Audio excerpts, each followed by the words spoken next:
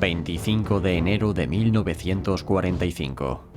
Por orden de Adolf Hitler, Kustrin es convertida en ciudad-fortaleza, lo que significaba que debía ser defendida hasta el último hombre y la última bala. La pena por retirarse sería la muerte. Fue aquí, a tan solo 70 kilómetros de la capital alemana, donde tendría lugar el preludio de la batalla de Berlín. Pero antes de comenzar el análisis de esta batalla olvidada, pongámonos brevemente en contexto. Desde diciembre de 1944, Hitler había sido advertido en repetidas ocasiones sobre una inminente ofensiva soviética en el frente del Vístula. Su respuesta había sido simplemente ignorarlas. Finalmente, el castillo de naipes que representaba la defensa alemana en el Vístula, en palabras de Guderian, se derrumbó el 12 de enero cuando los rusos lanzaron la operación Vístula-Oder. Con hasta 6 grandes grupos de ejércitos, entre los que destacaban el primer frente bielorruso de Zhukov y el segundo frente bielorruso de Rokossovski, el ejército rojo arrasó las defensas alemanas y comenzó a avanzar a toda velocidad hacia el Oder, próximo a Berlín. Una de las medidas desesperadas tomadas por el líder alemán fue el nombramiento de Himmler como comandante supremo del recién creado Grupo de Ejércitos del Vístula el día 28 de enero.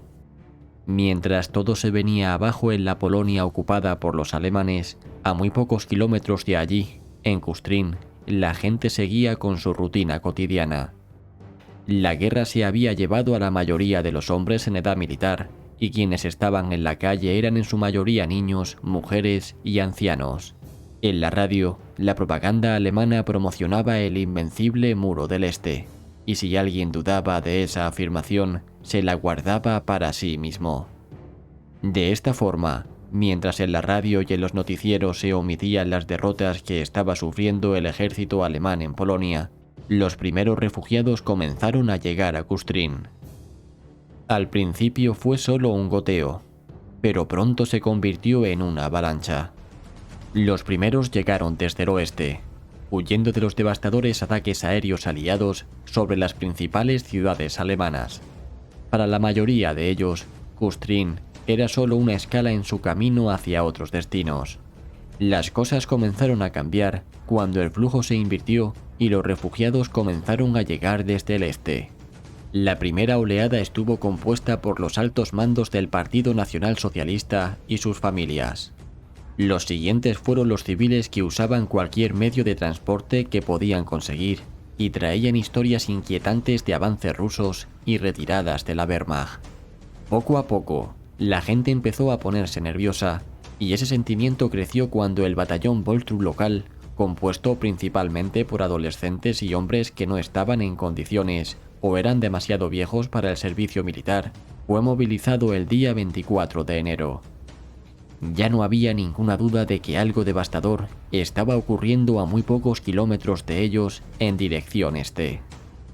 El 25 de enero, la Orden del Führer declaró a Kustrin una fortaleza, con el general Adolf Ragener como comandante. No obstante, el título de fortaleza de Kustrin era casi ridículo. En la ciudad había unidades de ingenieros y artillería, así como algunas unidades de infantería compuestas por reclutas o soldados convalecientes de sus heridas. Las posiciones defensivas eran insignificantes, ya que la mayoría habían sido descuidadas o destruidas en los años anteriores, y el suelo helado dificultaba la excavación de trincheras o zanjas. Además, se informó de que los soviéticos estaban a solo 70 kilómetros de distancia y llegarían en cualquier momento. Durante los últimos días de enero, la guarnición de la fortaleza de Kustrin comenzó a crecer a medida que una variedad de pequeñas unidades comenzaron a llegar a la ciudad. Las armas antitanque de la fortaleza se reforzaron con la llegada de unas cuantas torretas de carros Panther. Las torretas, equipadas con cañones de 75 milímetros, estaban empotradas en puntos fuertes a lo largo de posibles vías de ataque. A medida que llegaban más unidades, la fuerza de defensa se fue organizando mejor. Había algunos miembros de la Luftwaffe de unidades antiaéreas. También un batallón formado principalmente por turcomanos, así como otro formado principalmente por tropas del Cáucaso. Había juventudes hitlerianas, Volkssturm, algunos húngaros e incluso varios miembros de las Waffen-SS. Algunos hombres eran individuos que habían sido separados de sus unidades y habían sido detenidos por la policía militar y obligados a servir en la guarnición. Parecía que esta mezcla de unidades sería capaz de hacer poco contra los rusos, pero el general Ragener y más tarde el general de las SS Heinz Reinefeld trabajaron duro para convertirlos en una verdadera fuerza de combate. Mientras los alemanes trataban de reforzar sus escasas defensas, los soviéticos seguían avanzando hacia el oeste. Tras tomar Varsovia, los ejércitos de Zhukov habían avanzado otros 130 kilómetros en el periodo del 20 al 22 de enero. El día 25, el octavo ejército de la guardia del coronel general Vasily Zhukov, siguiendo los pasos del primer ejército de tanques de la guardia, había rodeado a los 60.000 hombres de la fortaleza de Poznan. Dejando que partes de ambos ejércitos sitiaran la ciudad, Zhukov ordenó a ambos comandantes que siguieran avanzando hacia el oeste. Zhukov quería llegar al Oder rápidamente y establecer cabezas de puente en la orilla occidental. A continuación, las unidades de retaguardia eliminarían los puntos fuertes alemanes, como Poznan, y luego se desplegarían para consolidar posiciones en la orilla occidental y prepararse para el avance final sobre Berlín. En sus memorias, escribió: «Alrededor del mediodía del 25 de enero recibí una llamada telefónica de Stalin. Le informé sobre la situación y él me preguntó sobre nuestros próximos movimientos. Le dije que, como el enemigo estaba desmoralizado y no podía oponer una dura resistencia, continuaríamos avanzando hacia el Oder e intentaríamos tomar una cabeza de puente en Kustrin. Sin embargo, Stalin estaba preocupado por el flanco derecho de Zhukov.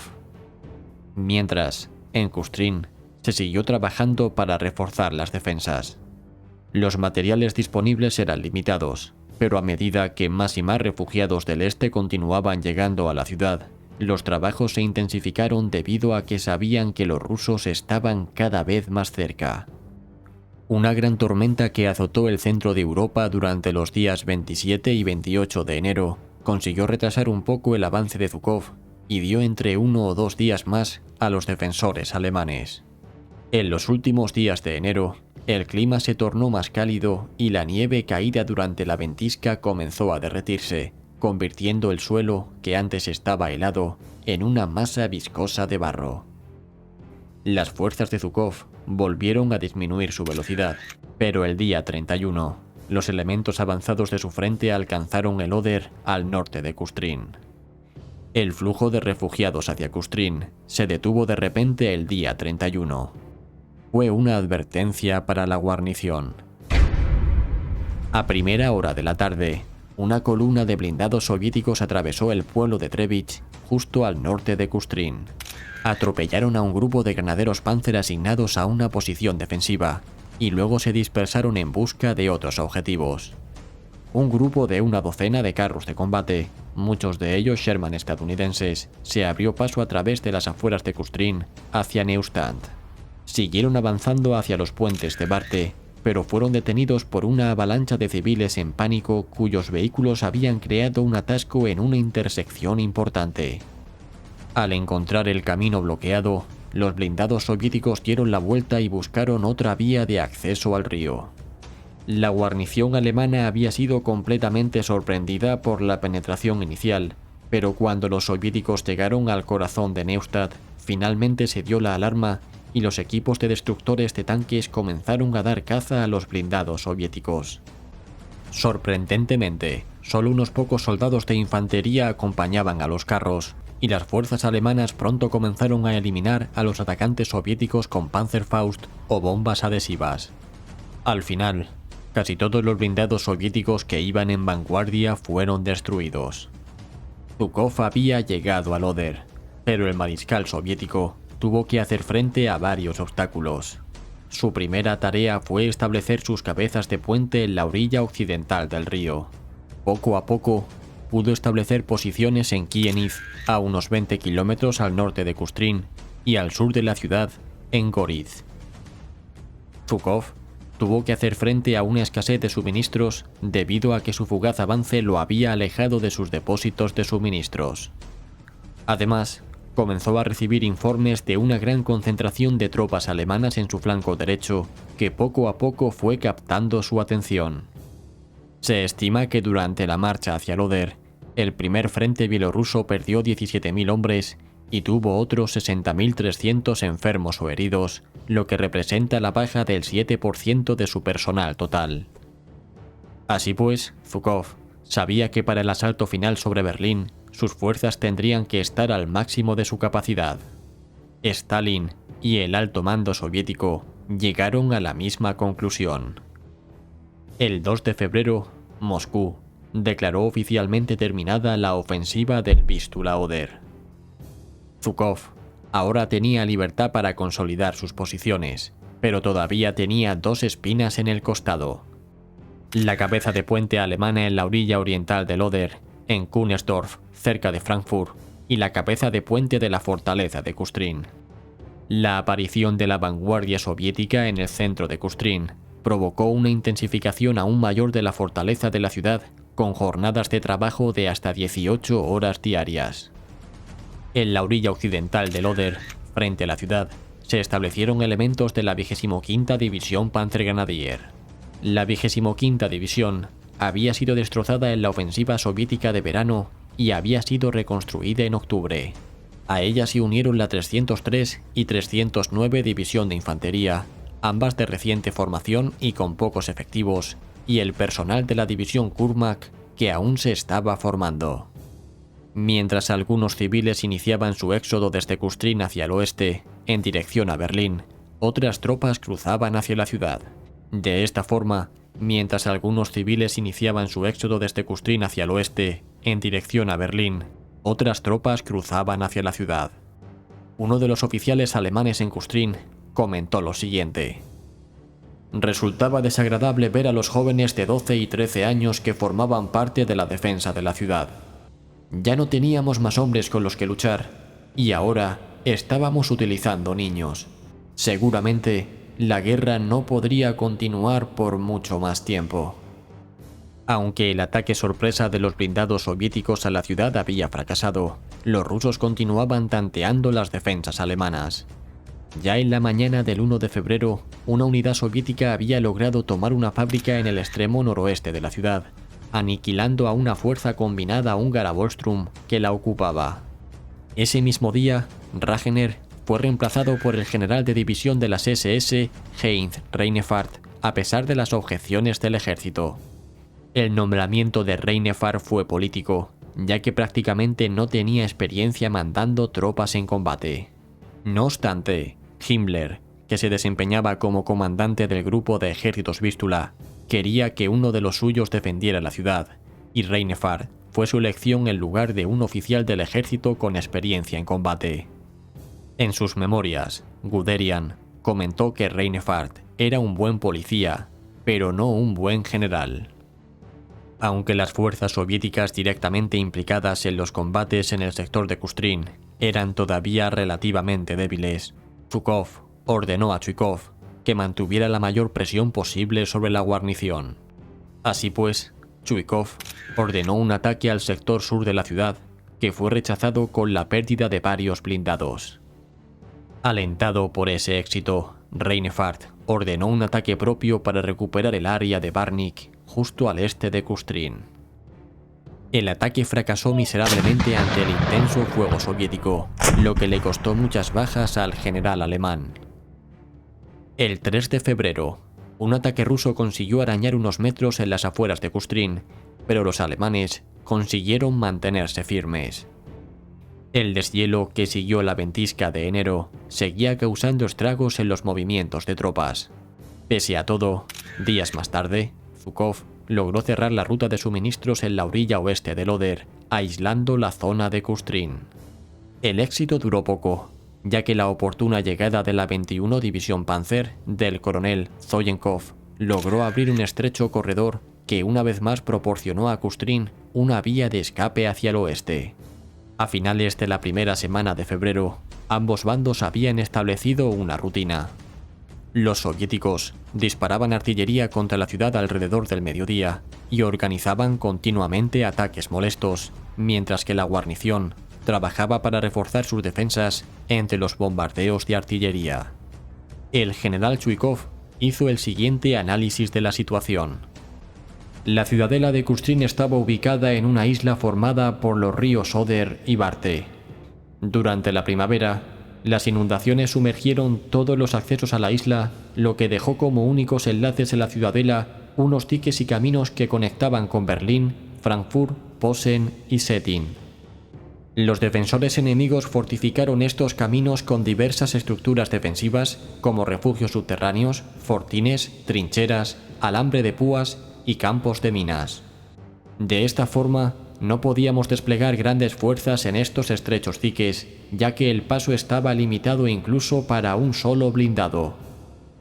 Dentro de Kustrin se encontraban aproximadamente 6.800 civiles, junto con 9.100 miembros de la Wehrmacht y las Waffen-SS y 900 hombres del Voltrum que defendían la fortaleza.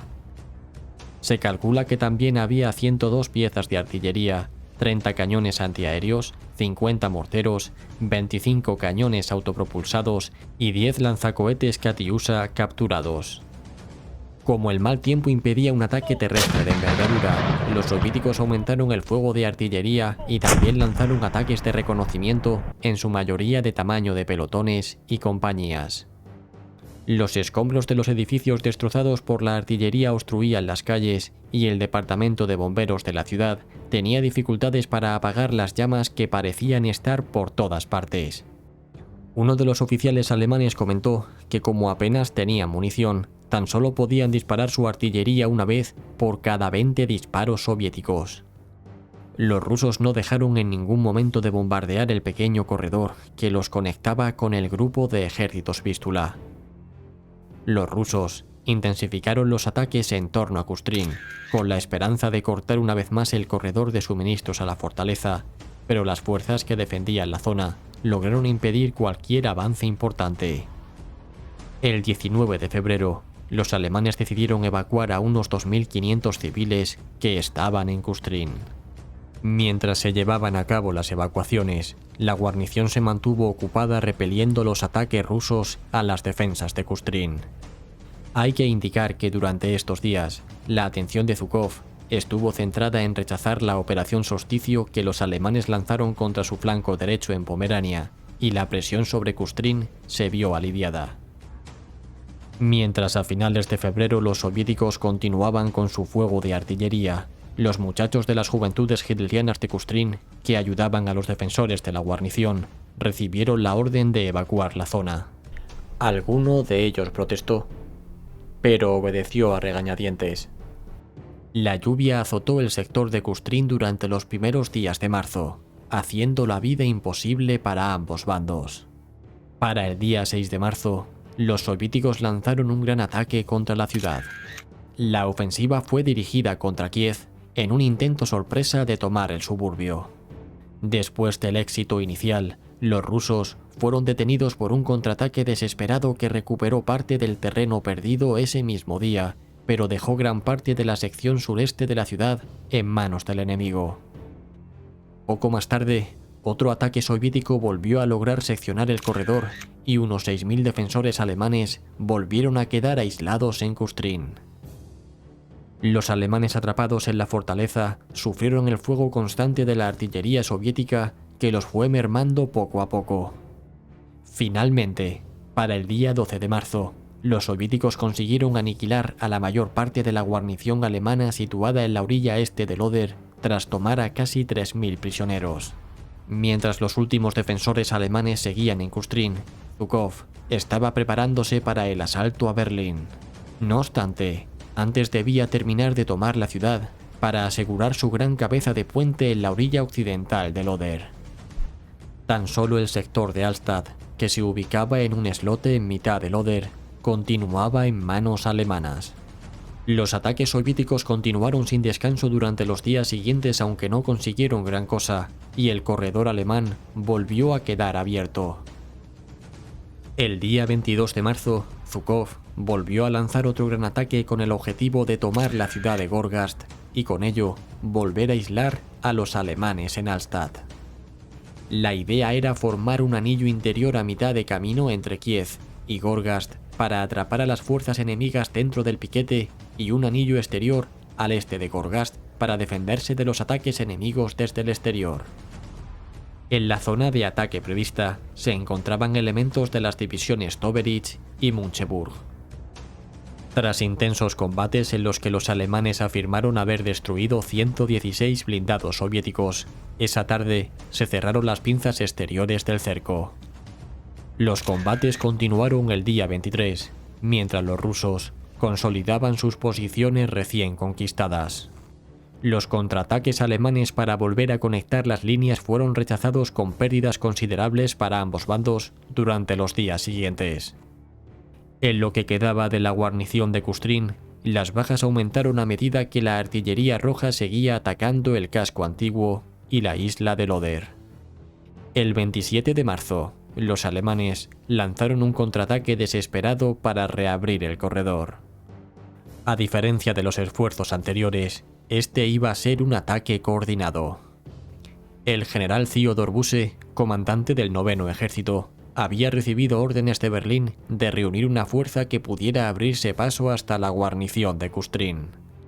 Bajo el mando nominal del general Karl Decker, la fuerza de ataque estuvo formada por la 20ª y 25ª División Panzergrenadier, la División Panzer Muncheburg, la Führer-Grenadier Division, un batallón de cazacarros con 50 Heidegger y el 502 Batallón Panzer Pesado. A las 0400 horas, las fuerzas alemanas avanzaron y se encontraron con problemas casi inmediatamente. Durante los 3 días anteriores, los ingenieros rusos habían estado ocupados colocando extensos campos de minas frente a sus posiciones. En el norte, la división Muncheburg se dirigió hacia Gensmar. Bajo un intenso fuego soviético, la punta de lanza llegó a las afueras de la ciudad antes de ser rechazada con grandes pérdidas. La fuerza atacante central, compuesta por la división de granaderos del Führer y la 20ª División Panzergrenadier, atravesó las líneas soviéticas y se dirigió hacia las fuerzas alemanas atrapadas en la orilla occidental del Oder. También se vieron obligadas a retroceder tras recibir un intenso fuego de artillería y un fuerte contraataque soviético. Al sur, la 25ª Panzergrenadier junto con el 502 Batallón Panzer Pesado lanzó su ataque. Su objetivo era Gorgast, pero los campos de minas y las sólidas posiciones defensivas soviéticas en la línea principal los detuvieron. Nuevamente, esta agrupación de fuerzas alemanas quedó bloqueada por las minas y por la artillería soviética y nada pudo hacer para alcanzar su objetivo.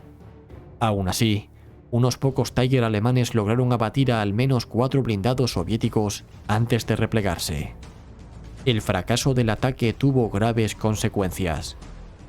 Hitler estaba furioso y en la tarde del 28 de marzo descargó su ira contra el desafortunado Busse, culpándolo personalmente del fracaso. Mientras Hitler reprendía a Busse, el general Guderian salió en su defensa.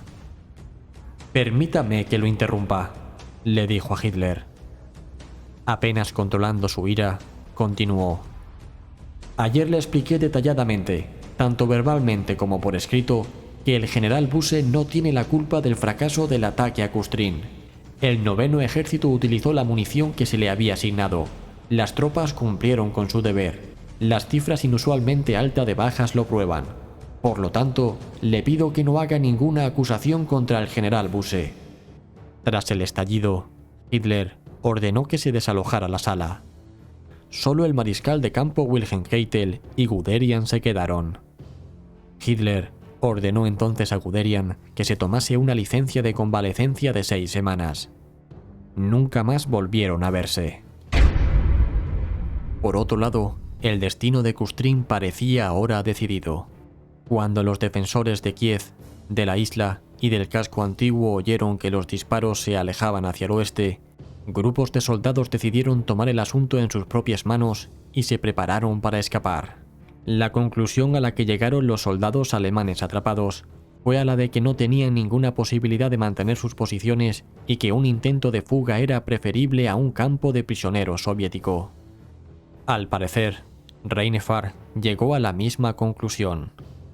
El 29 de marzo pidió permiso a Berlín para escapar. Su solicitud fue denegada, pero Reinefar no se hacía ilusiones sobre cuál sería su destino si caía en manos soviéticas. De esta forma, él también decidió correr el riesgo y abandonar Kustrin. En la última hora del 29 de marzo, comenzó la ruptura. Después de haber abierto una brecha en la primera línea soviética, las fuerzas de la guarnición se encontraron en un combate cuerpo a cuerpo nocturno mientras avanzaban hacia las líneas del 9º Ejército. La situación era confusa, y los alemanes se encontraron con el fuego no solo de los soviéticos, sino también de sus propias tropas y artillería, que no tenían ni idea de que se estaba produciendo una ruptura. Con la ayuda del factor sorpresa, la oscuridad y las lluvias intermitentes, los supervivientes de Kustrin empezaron a llegar poco a poco a la línea del 9º Ejército al amanecer. Más tarde, el cuartel del 9º Ejército informó de que 32 oficiales y 956 suboficiales y soldados habían conseguido atravesar la línea. Por otro lado, otros grupos más pequeños siguieron llegando a las líneas alemanas durante los días siguientes. Según un informe de la Wehrmacht, el intento había costado la vida de 627 hombres y había dejado heridos a 2.359. Finalmente, el 31 de marzo, la fortaleza de Kustrin estaba en manos soviéticas. Zhukov ya tenía su trampolín hacia Berlín. Los supervivientes de la fuga se encontraban ahora en una especie de limbo. Estaban aislados y fueron interrogados, sin saber si los fusilarían o los ahorcarían por desobedecer una orden del Führer o si simplemente los dejarían marchar. Sin embargo, Alemania se estaba desmoronando y finalmente los enviaron a otras unidades improvisadas que se estaban formando para detener la inminente ofensiva que Zhukov volvería a lanzar. Después de la guerra, el territorio alemán al este del Oder, incluida la zona de Kustrin, fue cedido a Polonia. Parte de la ciudad fue reconstruida y ahora se conoce como Kostrin. La mayor parte de Hallstatt fue destruida y nunca fue reconstruida. El único sonido en esa zona es el inquietante silbido del viento que sopla a través de las ruinas esqueléticas de las casas y los edificios destrozados, y por eso, hoy en día, se la conoce como la Pompeya a orillas del Oder. Y bien, ¿qué opináis vosotros? ¿Qué os ha parecido el preludio de la batalla de Berlín? Os dejo en la descripción el programa que tenemos con Carlos Caballero Jurado sobre el Frente Oriental en 1945 para que podáis seguir analizando todos estos acontecimientos. Un saludo a todos y nos vemos como siempre el próximo domingo. Hasta pronto.